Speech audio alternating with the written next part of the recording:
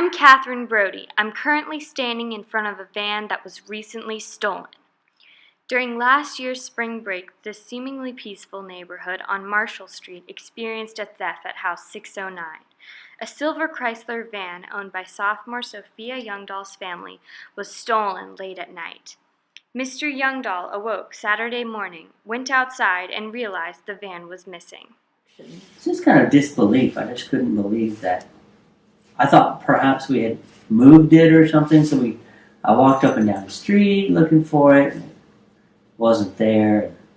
We just realized that it was gone. We called the police, and then they came here and took our information, and I had remembered the license plate information, all that stuff, and they said there was a 50% chance that we'd get it back. And I thought, okay. But I really didn't think we were going to get it back. I thought it was gone.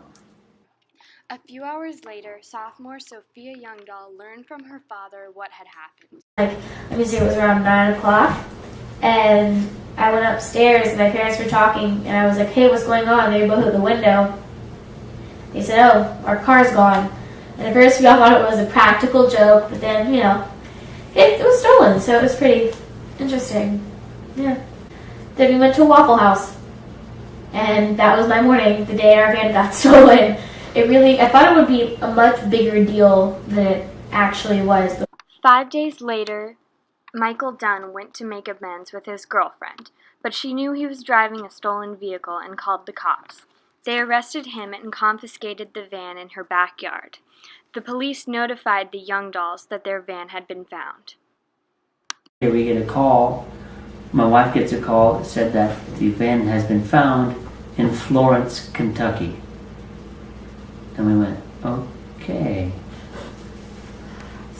When the van was returned, it seemed normal on the outside, but when they looked inside, things were different than before. Yeah, we found a lot of interesting things in there. We found a bunch of knives, a bunch of his shirts. The whole thing smelled like cigarette smoke.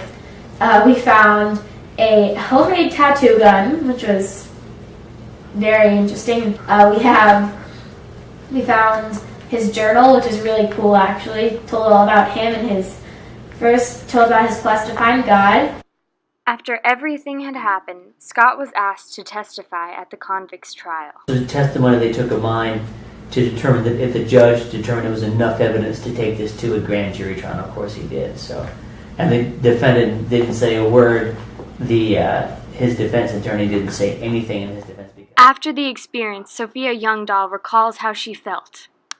I told Catherine and Mallory, some of my good friends first, and I don't know, it spread. And sometimes even this year when I bring it up, some people don't know that, so I was like, oh yeah, I'll just bring it up and not even meaning to. They'll be like, wait, what? Your van got stolen? What? So that's always reliving the story. This is Catherine Brody for Prowler Online signing out.